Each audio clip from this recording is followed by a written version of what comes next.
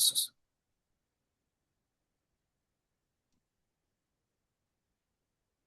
Ողջույն, հարգարժան տիկնոջ եւ պարոնայք, Ռուբեն Մեհրաբյան Talks YouTube-յան ալիքում հարցազրույց է եւ այսօրվա մեր հյուրը իր առաջին հարցազրույցով մեր այս նորաստեղծ ալիքին իմ հարգարժան եւ լավ բարեկամ Արտակ Սևադանը, դիզայներ, նկարիչ, կուտուրիե, արվեստի մարդ եւ շատ լավ մարդ, ողջույն պարոն Սևադա, շատ շնորհակալ եմ, որ ընդունեցիք հրավերս, ուրախ եմ ձեզ տեսնել առցանց։ Պարոն Սևադան Միացյալ Նահանգներում է, այդտեղ է աշխատում եւ ստեղծագործում եւ սիրով համաձայնել է միանալ մեր եթերին։ Պարոն Սևադա, մեր երկրում այս անցուդարձը պատմական նշանակություն ունի եւ վստահաբար դուք գտնվելով օվկիանոսից այն կողմ, այնուամենայնիվ մեծ ուշադրությամբ հետևում եք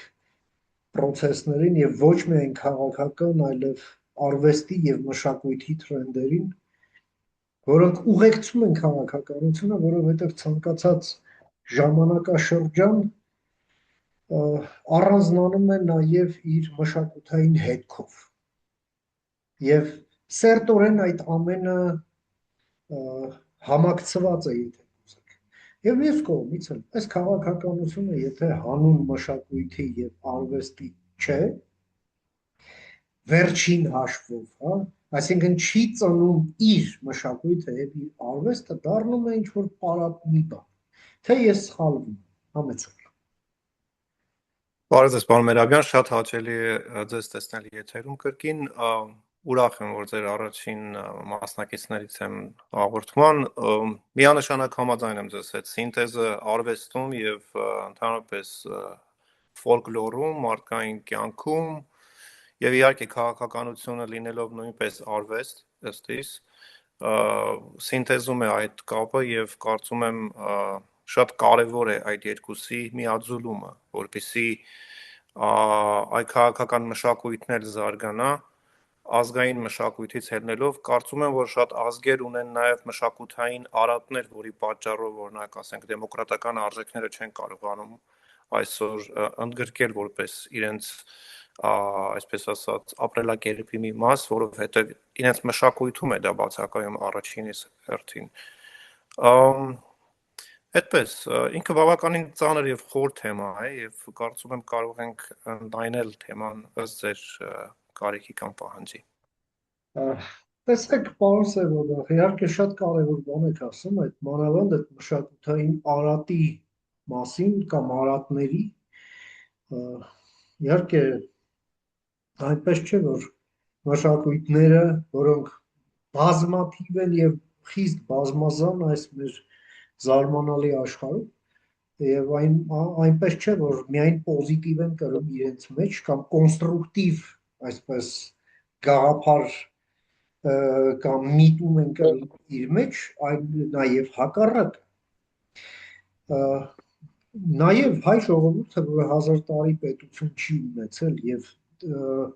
հին ազգ լինելով, հին երկիր լինելով, բայց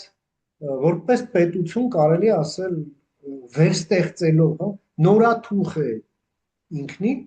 նաև այդ ճանապարհն է անցնում, այդ ձեր ասած իսկ այդ մշակութային արատները հաղթահարելու մի ճանապարհ, որը երևի թե ամենածանր ռեֆորմն է, որ կարելի անել։ Կարելի է համակարգեր դնել, բարեփոխել, առաջ այսպես էր, հիմա այսպես է եւ այլն, բայց այն ամենաֆունդամենտալ փոփոխությունը դա մշակութային բարեփոխումն է, հա, այսինքն այդ դեստրուկտիվ տրենդերը կոտրելը կամ դնելը դրան հակառակ կոնստրուկտիվ ունի մեջ։ Եվ այստեղ ըստ ձեր ոլորտի արվեստի մարդիկ, դա կլինի վիզուալ արվեստը, թե գրականությունը, թե երաժշտությունը, այս ամենը գալիս եւ ուղեկցում է տարբեր պատմական ժամանակաշրջաններ եւ ամեն ժամանակաշրջան տալիս է իր գրականությունը, իր մշակույթը, իր արվեստը, հա, իր կերպարվեստը եւ այլն։ Ինչ դատողություններ ունեք այստեղ, դիտարկումներ։ Շատ ուրախ եմ այս հարցի համար, որովհետև ինքը ծավալուն եւ խորն է։ Վերջերս մաստեր կլասերից մեկի ժամանակ Երևանում կինեմատոգրաֆի ֆակուլտետներից մեկում որոշեցի խոսել հայ ժողովրդի պատմության մասին եւ նաեւ ազդեցությունը նրա այսօրվա կինեմատոգրաֆի վրա, որովհետեւ երիտասարդությունը, որը գնում է համալսարաններ սովորելու, չճանաչելով իր անցյալը, իր պատմությունը, արդեն իսկ արատավոր է ըստիս, որովհետեւ ով ենք մենք, որտեղից ենք եկել եւ ուր ենք գնում, կարեւորագույն հարցեր են։ Եվ քանի որ առաջին քաղաքակրթության երևի թե ճանաչված մարդկության պատմության մեջ շումերական քաղաքականության մեջ, որտեղ առաջին անգամ ստեղծվել են սենատը, ստեղծվել են այդ պետական մարմինները, որով կառավարվել է շումերյան ինստիտուտները, այո։ Բնականաբար այսօր գլուխ գովալ չի լինի ասել, որ շումերական քաղաքակրթությունը նաև հայկական քաղաքակրթության ֆունդամենտներում է եղել։ Դրան ուրեմն նպաստում են այսօր սիմվոլիկայի թարգմանումը շումերական գրերի, որոնք տարօրինակորեն թարգմանվում են միայն հայերեն, այսինքն պարսիկները երկար տարիներ եւ նաեւ հրեական համաշխարհային համայնքը պայքարում էր այդ թեմայի հետ կապված, որ առաջին քաղաքակրթությունը շումերական հենց իրենք են եղել, բայց մեր ուրեմն պատմաբանները շատ հետաքրքիր հայտնագործություններ են անում այդ բնագավառում եւ համասարանում զարմացրեցի երեխեքից բավականին մեծ քանակին այն բանով, որ սիմվոլները սկսեցի թարգմանել հայերենի եւ նրանց բազմիմաստ եւ նաեւ կառուցողական լինելը դարձավ շատ կարևոր մաս այդ դասի, որովհետեւ նրանք սկսեցին հասկանալ, թե այդ արարատյան մեր լեռնաշխարհը ընդհանրապես ինչ օրրան է մարդկության պատմության մեջ, որի հետևանքով ստեղծվել է այսօրվա ամբողջ այս էկվիլիբրիումը, որը մեր լեռնաշխարհն է, որը տարօրինակորեն ամերիկացիք լավ բառ ունեն zero ground, այդ զերոն, այդ սկզբնաղբյուրը, հա, որտեղ մեկնակետը, որտեղից կայացել է մեր քաղաքակրթությունը, մասամբ կորցրել ենք ժամանակ առ ժամանակ հազարամյակների ընթացքում, բայց այ վերցանելով մեր ակունքները մենք շատ արագ կարող ենք հասկանանք ով ենք եղել մենք, որտեղից ենք գալիս, ուր ենք գնում։ Ընդհուպ մինչև ուրեմն ընդհուպ մինչև արևապաշտության պերիոդը, որտեղ մենք ունեցել ենք հզորագույն տաճարներ, ու շատերը նույնիսկ տեղյակ չեն, որ ուրեմն աստղադիտարանը եղել է, ֆունդամենտ աստղադիտարանի եղել է հենց այդ հեթանոսական տաճարներից մեկը մեր։ Երկրորդ տաճարը եղել է Մասիսի լանջին, որը այսօրվա ՆԱՏՕ-ի բազաներն են գտնվում, եթե շատ պարզ օրով նայեք դուք, ուրեմն Մասիսին կտեսնեք այդ լույսերը, իրանք կառուցված են էլի նորից հին հայկական հեթանոսական տաճարի ֆունդամենտի վրա, որը շատ սիմվոլիկ է ըստիս։ Երրորդ ամենակարևոր տեղը, որը Հայաստանի մեջ է գտնվում եւ իմ կարծիքով Թամանյանը ուղղակի հանճար է եղել, դա օպերայի մեր շենքն է, որը նույնպես կառուցված է հեթանոսական տաճարի հիմունքների վրա։ Վերջերս երբ որ որոշեցին ավտոկայաններ սարքել այդ անցումի տակ, օպերայի տակ, այդ իտալական բուլդոզերները ուղղակի չէին կարողանում այդ ժայռաբեկորները փորել, որտեղ ամբողջ ֆունդամենտն էր։ Ու հանճարը Թամանյանի հենց կայանում է նրանում, որ նա ձայնի էներգետիկայի տաճարն է կառուցել նախկին հեթանոսական տաճարի հիմունքների վրա։ Տեսեք ինչ հետաքրքիր պիրամիդա է ստացվում, երբ որ նայում եք վերևից Մասիսի լանջին, ուրեմն Արագածի լանջին եւ Երևանի կենտրոնում այս եռանկյունին։ Ֆանտաստիկ գիտություն ունենք, որը կապված է մեր անցյալի հետ, այս էներգետիկ դաշտերն են եղել, որոնք ուրեմն կարողացել են տնօրինել մարդկային մտածելակերպը, էներգիան եւ ընդհանրապես սիմվոլիկայով վերծանել են այդ ամենը եւ սերնդից սերունդ փոխանցվել են մեզ, չճանաչելով մեզ,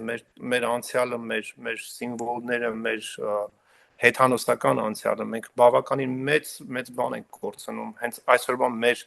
արվեստի բնագավառում, որը նաև թարգմանվում է քաղաքականության։ Այսինքն որոնք են մեր սկզբունքները, ինչ ակունքների վրա ենք մենք կառուցում, ինչ հիմունքներից ենք մենք մոտենում միմյանց, երբ որ մենք շփվում ենք իրար հետ։ Վերջերս լսում էի Քրկ Գրիգորյանի մասին, որը ասում էր նրա պայմանագիրը մարդկանց հետ եղել է ձեռք սեղմելը։ Այսինքն մեկ ձեռք սեղմելով նա հաստատել է 100%-անոց ճշգրտությունը իր պայման։ Այս կարծում եմ այսօրվա մեր հասարակարգում բացակայում են այս ակունքներից եկող սկզբունքները, որոնց հիման վրա տղամարդ էր, խոսքը խոսք էր, ասելիքը ասելիք էր, որը չափազանց այսօր կարևոր է եւ կարծում եմ բացակայում է մեր իրականության մեջ սա։ Ինչպես Աստվածաշունչն է ասում, երբ այոն այո է, ոչը ոչ։ Այո, միանշանակ։ Եվ նաև գալիս է քրիստոնեական մեր անցյալը, որ դուք հիշեցրեցիք, նաև շատ կարևոր մաս։ Ըստ իս ճգնաժամը նաև կապված է այդ ոչ թե հավատքի կամ հավատամքի հետ, այլ կրոնական ֆակտորի հետ, որը այսօր նույնպես ազդում է մեր քաղաքական դաշտի վրա, եւ հենց այնպես չէ ըստ իս ընտրվել առաջին իսկ հերթին փչացնելը այդ կառույցներից մեկը, հոգևոր կառույցներից մեկը, եւ դա մեր 70 տարվա անցյալն է, որը գալիս է արդեն սովետական միության, ուրեմն ստեղծման օրվանից, ոնց է ներթափանցել 5-րդ շարասյունը այդ կառույցի մեջ եւ ոնց ենք այսօր կարողանում մենք փորձում ենք գոնե պայքարել այդ հիմունքների հետ, որը դրվել է հենց սկզբից, հենց 70 արդեն համարյա թե 100 տարի առաջ, հա, եւ շարունակվում է մինչ այսօր։ Եվ կարևորագույն բանը իմ կարծիքով կլինի այսօր մաքրել արվեստը, մաքրել քաղաքականությունը,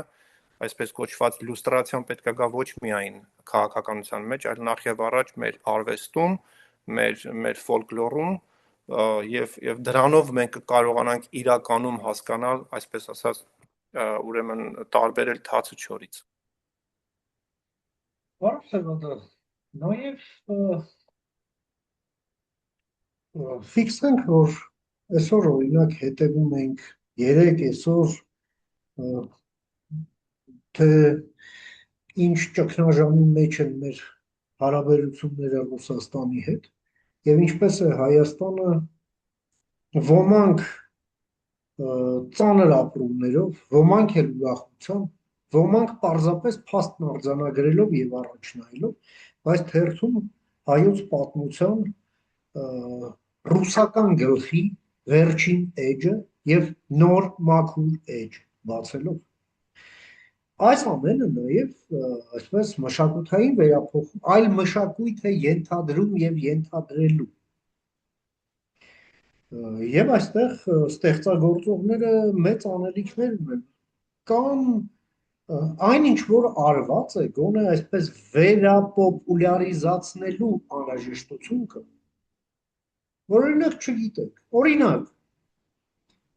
կա համաշխարհային օպերային արվեստ, որը սկիզբ է առել մի 500 տարի առաջ, դա իր սաղմնային վիճակում մի 600 տարի առաջ եւ գոյություն ունի մինչեւ հիմա։ Եվ ահա համաշխարհային օպերային արվեստում ռեկորդսմենը, ում նվիրված է ամենաշատ քանակի օպերաներ, դա հայոց արք Տիգրան Մեծ։ Քանի հայ գիտի դրա մասին։ Տիգրան Մեծի մասին օպերա է գրել Վիվալդին, գրել է Գլուկը, գրել է Գենդելը, չգիտեմ ելով։ Դրանցից մեկն ու մեկը, ասենք,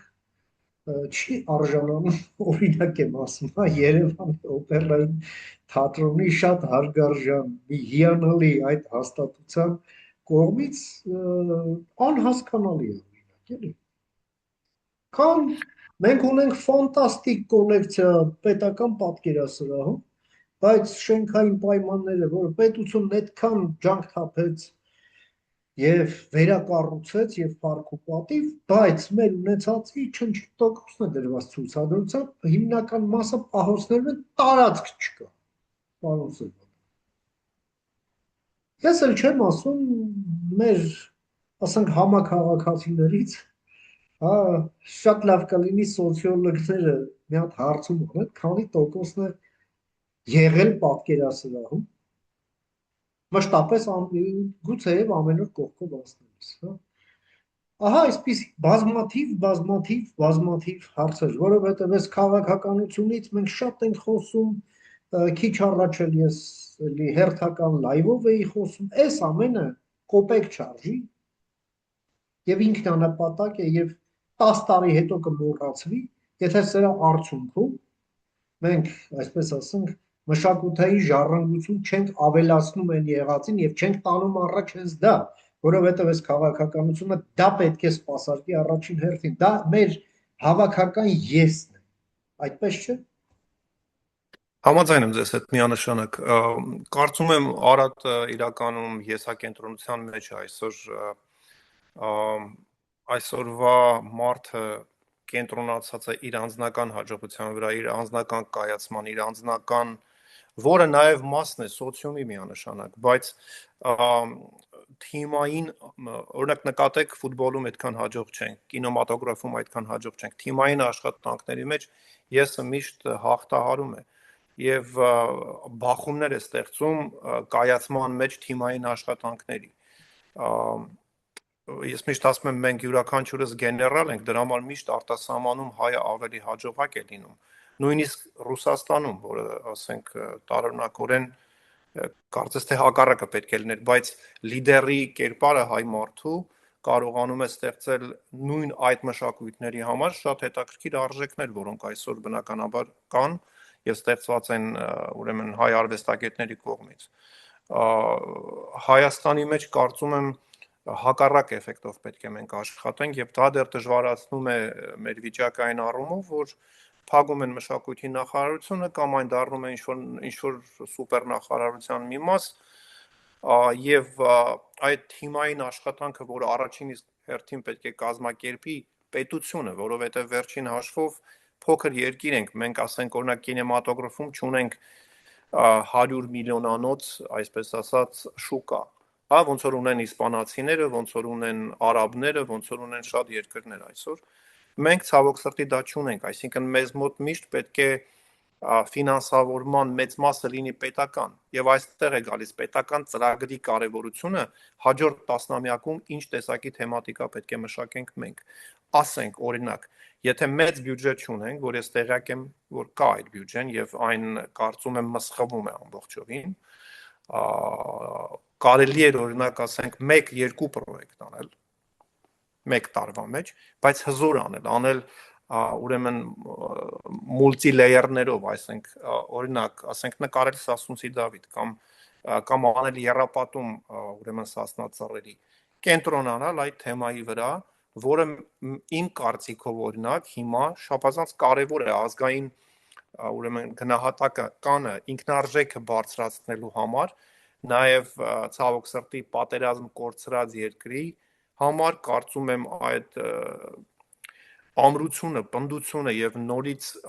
պաշտպանի կերպար վերցանելու կարևորագույն այդ բանը միսիան, որ այսօր յուրաքանչյուր հայ մարդ, մանավանդ հայ տղամարդ պետք է նորից վերագտնի իր մեջ, այսինքն հասկանա պաշտպանի առաջին հերթին կերպարը եւ դա արվեստի միջոցով պետք է այսօր ուրեմն տալ մասաներին բնականաբար բարդ պրոյեկտ է եւ օրինակ ասենք դրա իրականացնելը պետք է միանշանակ լինի ուրեմն պետական մակարդակով ես այս մասին խոսացել եմ մեր վարչապետի հետ տարիներ առաջ դեռ Facebook-ի միջոցով եւ նաեւ առաջարկներ եմ արել, բայց բնականաբար այն չի հասել, որ պետք է հասներ ես կարծում եմ, որ բացի նկարելուց կինո պետք է իջեցնել նոր գիրք, պետք է իջեցնել ինչ-որ խաղ, որով երեխան խաղալով կհասկանա ով են կերպարները, Թուրք Էծակին, Քուրքիկ Ջալալին գնաց, վերցրեց, խաղաց, կրեց, անցավ հաջորդ էտապ, ուրեմն փոքր մհերի կերպարը, Սանասար Բաղդասար, սրանք ամբողջը սա մի տեզերագիտություն է, հասկանում եք, ինչն է ֆենոմենալ։ Մենք չենք կարողանում գտնել ինքներս մեզ, որտեղ մենք կորցրել ենք այս աղմուկի մեջ մեր ինքնությունը մեր պատմության մեջ է, մեր անցյալում, մեր դիցաբանության մեջ։ Ես որ վերջերս տեսա, թե ինչ վիճակում էր Տորքան գեղի արցանը այդ փոսի մեջ, այդ ձորի մեջ մնացած աճած ուրեմն ամեն ինչով եւ կորցրած իր դոմինանտ տեղը, հասկանում եք, այս այդ ժայռաբեկորն է, որը մենք ազգովի վերցրել ենք եւ պետք է տանենք հաջորդ հազարամյակ եւ տորքան գեղի վիճակում է այսօր մեր ժողովուրդը, այս սիմվոլը, որը պետք է անընդհատ մեզ հիշեցնի, որ մենք բեռ ենք վերցրել, մենք որպես պետություն պիտի կայանանք եւ այս բեռը պետքա ամեն օր մեր աչքի առաջ լինի։ Սարի գլխին պետքա կանգնած լինի տորքան գեղայ ժայռաբեկորով, այլ ոչ թե մնացած լինի փոսի մեջ։ Այսօրվա Երևանի քաղաքապետարանը նման բաների մասին շատ լուրջ եւ խորը պետք է մտածի, որովհետեւ սրանք մանրուքներ չեն, սրանք զուտ վիզուալ էսթետիկա չեն։ Սրանք իկոնաներ են, սրանք դիցաբանության կարևորագույն մաս են, որոնք այսօր դարել են միջազգային դիցաբանություն արդեն, հասկանում եք, նույն թորքը, ասենք, հունական դիցաբանությունից վերցված է մեզանից, որը գալիս է նաև մեր անցյալից, մեր պատմությունից, Սասնա ծռերից, որը ինքն իրանով տեզերագիտություն է, պարզը չէ, որ ասենք Քեռի Թորոսի կերպարը ինքը նաև Տորոսի համաստեղությունն է տեզերքում, եւ այս ամբողջ գիտելիքի ծավալուն, այսպես կոչված արժեքն է, որ չի հասնում մեր այսօրվա հանդիսատեսին, չի հասնում հայ մարդուն եւ այն կորցնում է կամաց-կամաց իր կապը իր անցյալի հետ, որտեղ հետ նայելով տեսնում է մի 100 տարի այսպես կոչված լագյան, որը դատարկ է մնացել եւ եթե նույնիսկ լցվել է ասենք կոլխոզի չոբան երգերով, հասկանում եք, եւ դարձել է մեր հասարակարգի անցյալի ինչ որ մի հատ փոքրիկ մաս, այսօր երգում են այդ սովետական պերիոդի երգերը, որտեղ այո, դա նաեւ մեր մասն է եղել մեր պատմության, բայց հսկայական հազարամյակների մի ամբողջ պատմություն ունենք դրանից հետևում, չշոշափված, չիմացված, չճանաչված եւ վերցանելով սա մենք կարողանանք մեր զավակներին, մեր երեխաներին իրապես ներկայացնել ով ենք մենք, որտեղից ենք եկել եւ ուր ենք գնում։ Սրանք ամենակարևոր բանն է, որ այսօր արվեստը պիտի անի։ Որևէ արվեստագետ, որևէ կինեմատոգրաֆի մարդ, որը այսօր եսակենտրոն իր մասին կինո է պատմում,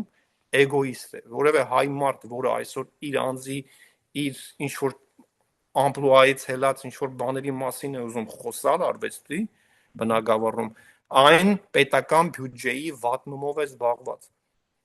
Մենք չունենք այդ կոմֆորտը այսօր, որպեսզի սյուրվենք որպես արվեստագետներ, մենք պարտավոր ենք անցնել ճանապարհ։ Ճանապարհի մեծագույն մասը դա վերցանելն է մեր պատմությունը, հեթանոսական, քրիստոնեական ժամանակաշրջան, պոեզիան, մեր գրողները, մեր չարենցները, մեր չի նկարված, հասկանում եք, ոչինչ չի արված, ոչինչ։ Ու երբ որ այսօր նստած ինչ որ արվեստագետի հետ զրուցում եմ, այս մարդը պատմում է ինչ որ իր անձնական սիրո պատմությունը, որը կինոյի ուզում վերածել, անկեղծ ասած ուզում եմ սեղանը շուրջ տալ, հասկանում եք, որովհետև չի կարելի, մենք ժամանակ չունենք եսակենտրոնությամբ զբաղվելու։ Եվ պետական բյուջեն վատնելը այսօր վնասում է 30, 40, 50 տարի հետո եկող մեր սերունդներին։ Նորից չեն իմանալու ով ենք մենք, որտեղից ենք եկել, ուր ենք գնում։ Այսպես։ Պարոն Սևագա, ոնց որ թե հենց անցում կատարեցինք նաև կինեմատոգրաֆին, մենք մեր պատմության մեջ ունենք այնքան դրամատիկ սյուժեներ, որոնք արժանի են էկրանիզացիայի եւ այդ դրամայի սրությամբ, հա, այսպես Շեքսպիրյան դրամայի ձգող այսպես լարում ունեն իրենց մեջ եւ դրանք անտեսված են եւ կարծեք թե որևէ մեկին դա չի հետաքրքրում։ Իհարկե, դա երևի թե բյուջե է պահանջում, բայց պետությունը պետք է ինքը իր շահագրգռվածությունն ունենա։ Երբ ասենք կինոդարանների այդ կայքերում նայում եմ օրինակ Թուրքիան վերջին 20 տարվա մեջ ինչ ֆիլմեր է անել, հանում են հիմնականում սերիալներ, որ շատ փող չծախսվի։ Եվ դա իրենց ամբողջ այդ կայսրության, Օսմանյան կայսրության պատմությունն է, սկսած հենց առաջին սուլթան Օսմանից, էլ Սուլեյման օրենսդիր, էլ թուք մինչև Աբդուլ Համիդ։ Մի ամբողջ 5-6 սեզոնանոց սերիալներ։ Մանայում հայկական սերիալներ, մեկը մյուսից ոչ մի բանի մասին։ Դա մեր մասին չի։ Ես էլ չեմ խոսում իր մեջ կրող այն ինչ ասեմ, էժան սենտիմենտները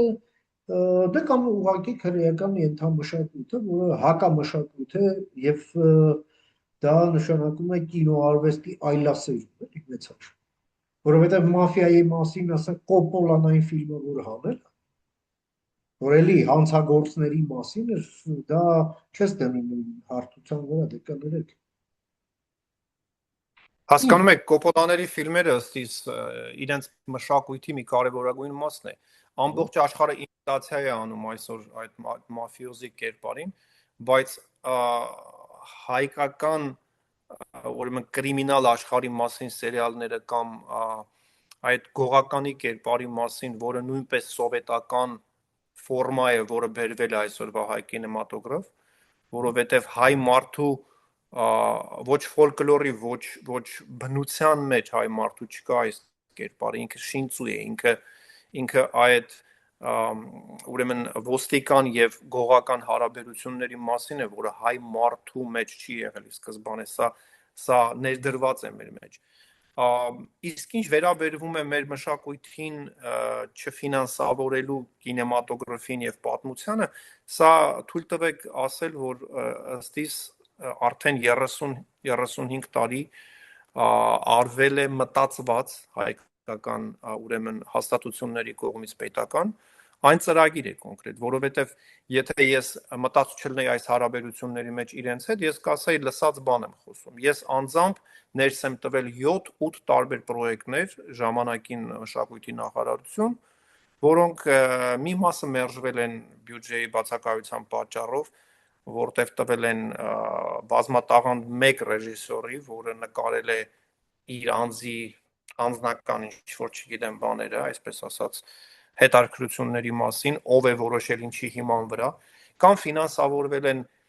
արտասահմանյան ինչ-որ ընկերությունների կողմից հայկական պրոյեկտ, որի սցենարը նորից տարօրինակորեն հակահայկական է,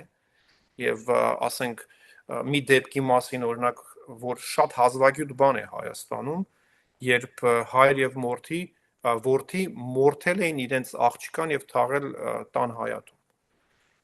Այս ինչ մի հազվագյուտ թեմա է, կամ այս ինչ մի հետաքրքրագույն բան է, որ 300,000 եվրո ֆինանսավորում է ստացել ինչ-որ եվրոպական կառույցներից, եւ դրա հիման վրա մշակույթի նախարարությունը ավելացնում է գումարը եւ ֆինանսավորում է ապահովում։ Սա մեկ դեպք է եղել Հայաստանում, որը պարզվեց, որ հայր եւ որդի հայեր չեն եղել ազգությամբ, չասենք ինչ ազգ են եղել, որպեսզի ուղղակի այդ ազգի պատիվը չգցենք, բայց նորից եմ ուզում ասել, ովքեր են ընտրում, իսկ ովքեր են դատավորները, ովքեր են ընտրում, ինչն է ֆինանսավորվում, ինչը չի ֆինանսավորվում։ Ներս եմ տվել Չարենցի մասին շատ հետաքրքիր ֆիլմ, որը ուրեմն զանգեցին, ուրեմն շնորհավորեցին, որ մշակույթի նախարարը հաստատել է պրոյեկտը ֆինանսավորվելու է։ Ես ներդրեցի մի քանի $100,000 այդ ֆիլմը սկսելու համար, երբ որ ժամանակը եկավ, որ մշակույթի նախարարությունը մտնի իր բյուջեով, իրենք մեկ օրում անհետացան, հետո պարզվեց բոլորը արձակուրդների են գնացել, հետո արձակուրդներից հետո հեռախոսներին չէին պատասխանում։ Այսինքն կանգնեց կարևորագույն պրոյեկտ։ Այո, մեծ փողեր կորցվեց այս կայացման ընթացքում, բայց վերջին հաշվով կորուստը միայն իմը չէր, կորուստը մերն էր, բոլորինն էր, որտեղ այսօր Չարենցի պես հանճար, Չարենցի պես արև կա, որի մասին չի նկարված, չի պատմված, եւ այ հենց սովետական ժամանակաշրջանում մեր հանճարի կյանքի մասին է անում, եւ իր պոեզիան, որը նաեւ քրիստոնեության ակունքների մասին է, այդ վերջին տրուբադուրը, որը ինքը գրել է, հանճարեղ գործ, իսկապես Շեքսպիրյան մակարդակի գործ, որը պիտի միջազգային շուկայի իջներ խոսալով այդ թեմայի մասին։ Հոգնած ու տխուր մի տրուբադուր օրերի գործ ճամփեքին, ֆանտաստիկ Միջնադարյան ասպետականը մի հատ գրել 34 թվականին նստած այդ կոմունիստական իրականության մեջ, եթե ինքը հանճար չէր, ապա ինչ էր, եթե ինքը ռեինկարնացիա չի ապրել այդ միջնադարյան ասպետի, որը մտել է հայկական լեռնաշխար, հասկանում եք, ու այս թեմաները չշոշափելով մենք անընդհատ մնում ենք այսպես կաղող վիճակում, եւ երբ որ ես համալսարան եմ մտնում երեխեքի հետ ուրեմն մաստեր կլաս անելու, ես հասկանում եմ, որ այս երեխեքը մեղավոր չեն, իրենց տներում չունեն այդ հնարավորությունը, այսպես լայն, այսպես ասած, բանով